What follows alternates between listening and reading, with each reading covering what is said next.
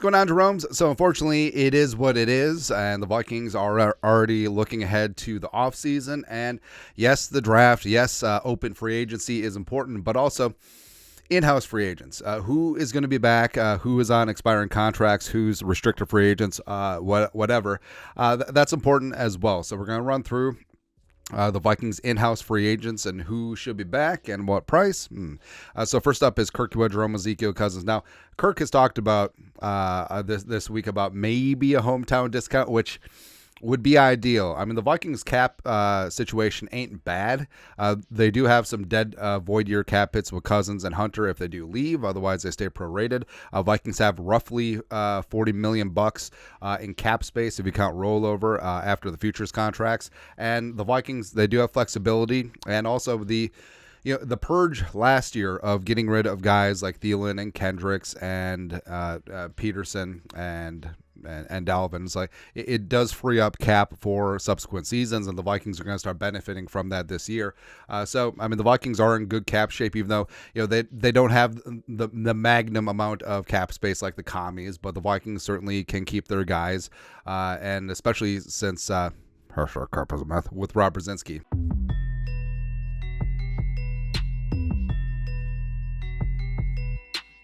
And with Kirk, Spot Rack estimates his market value at $39.6 million. Frankly, I would sign up for that.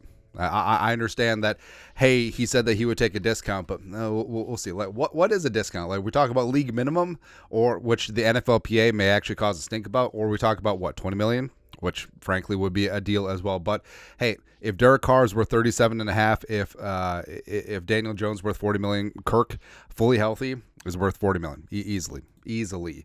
Next, Danielle Hunter. So I feel like the fan base is sort of like 75% bringing back, 25%. It's been real. It's been fun. It has been real fun, that whole thing. But the Vikings, they can't franchise tag him.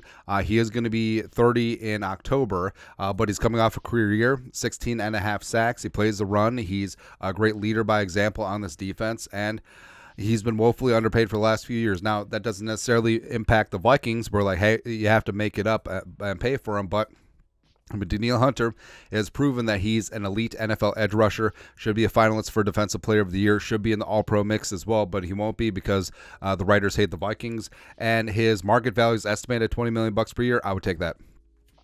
I would take that in a heartbeat. That would put him roughly around just outside the top 5 in terms of top edge rusher pay, and he's earned his money. Certainly. And if he and his agent feel like they can get way more somewhere else, I mean, hats off to him. But having Danielle back and just having that talisman edge rusher would alleviate the Vikings' need to go edge high in the draft, because it's a spot where, so DJ Wanham is also going to be a free agent. He's on this list somewhere. Yeah, there we go. All right, so Wanham had a phenomenal year until he tore his quad. He's going to be a free agent. Danielle's a free agent. Davenport ain't going to be back for sure. Man. So I mean, if all three of those guys leave, all of a sudden edge rusher is a mammoth need for the Vikings in the draft and other free agency. Davenport, yeah. So sometimes when you gamble, you lose, and the Vikings gambled on Davenport being healthy, and when he is healthy, I mean, he had 9 sacks in 2021, but this year, I mean, he had a couple sacks when he was healthy, but it just didn't pan out. Played in 3 games, but whatever. But sometimes you gamble and lose, and just chalk it up to that, and no muss, no fuss. Jordan Hicks. So Jordan Hicks was fantastic this year, and if Flores is indeed back, I would love to have Jordan Hicks back on a minimal deal.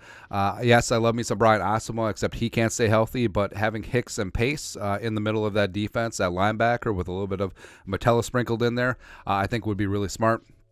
Dalton Reisner. All right, so Reisner, they don't have a market value for him, but I think Reisner certainly could have earned like $6, $7, $8 million per year. It does seem like he loves the team. He loves the great state of Minnesota. The team loves him, and I think that something is going to be worked out between those two, where I don't think that he's going to hammer top end of the market money, but also, I mean, Reisner is certainly above average when it comes to being a starter. He's probably the best left guard the Vikings have had since Steve Hutchinson in 2011. So I think that even though the cap is tight, I think that keeping him in the fold would be really smart. Oli Udoh, who they brought back on kind of a premium contract for a backup tackle, 2.58 million and change, but he had a quad injury week 2 against the Eagles way back. I mean, the Vikings had so many damn injuries this year. Greg Joseph, Joseph was fine this year. Would be perfectly fine having him back at a similar deal to last year. Dobbs, I think, is going to be gone. I think the Vikings are going to roll with Kirk and Mullins and Jaron Hall, and then rookie TBD. Cam Akers, man. I mean, Cam Akers was good, but it's really tough to come back from 2 Achilles. Being a running back with an Achilles is way different than being a pocket quarterback with an Achilles. I mean, this just sucks, man. Chris Reed, interior swing backup, would love to have him back. Same thing with Jonathan Bullard, but I would rather have Bullard back as depth versus him being a starter. We'll see. Brandon Powell, I think, really stepped up nicely as a wide receiver 3, as well as a little bit high variance as a punt returner as well, but would like to keep him in the mix as like a wide receiver 4.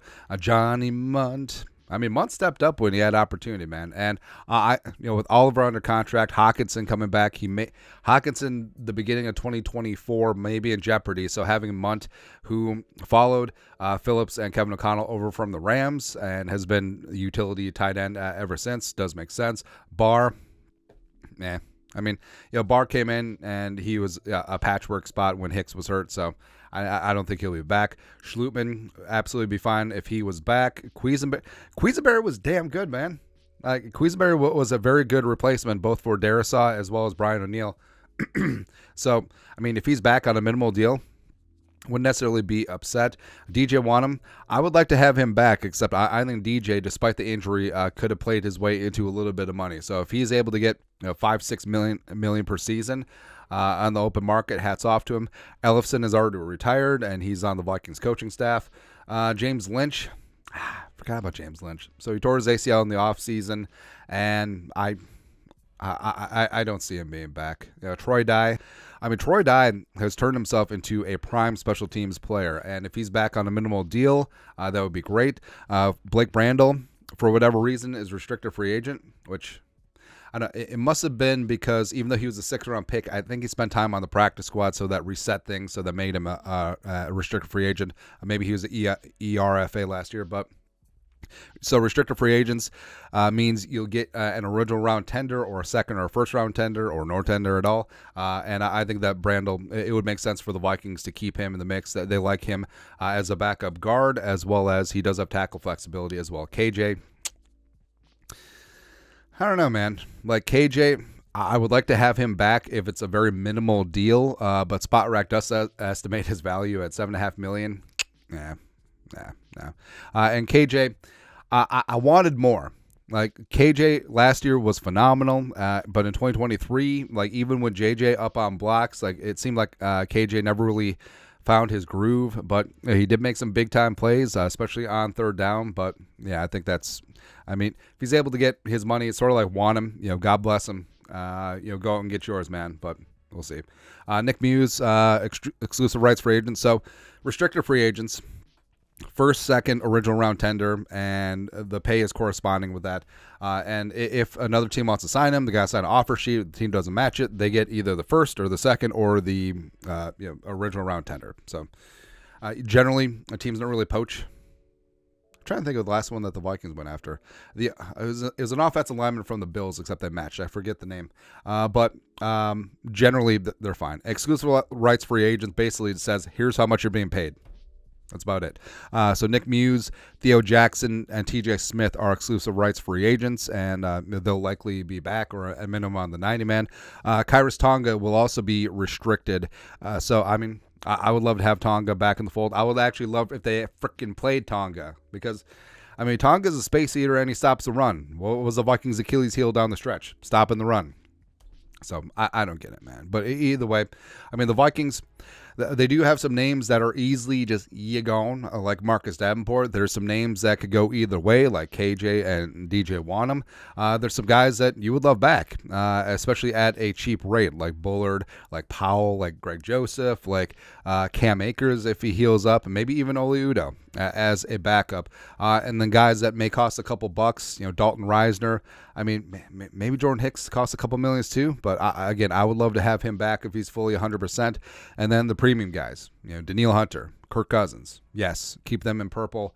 They'll work it out cap-wise because of Rob Brzezinski and but that's it. Let's take a look at the Vikings in-house free agents. Let us know your thoughts and our thoughts in the comment section below. As I burp. Subscribe for daily Vikings takes. Want to support the work? Put a little something in the Venmo, but until next time, Skol, production value.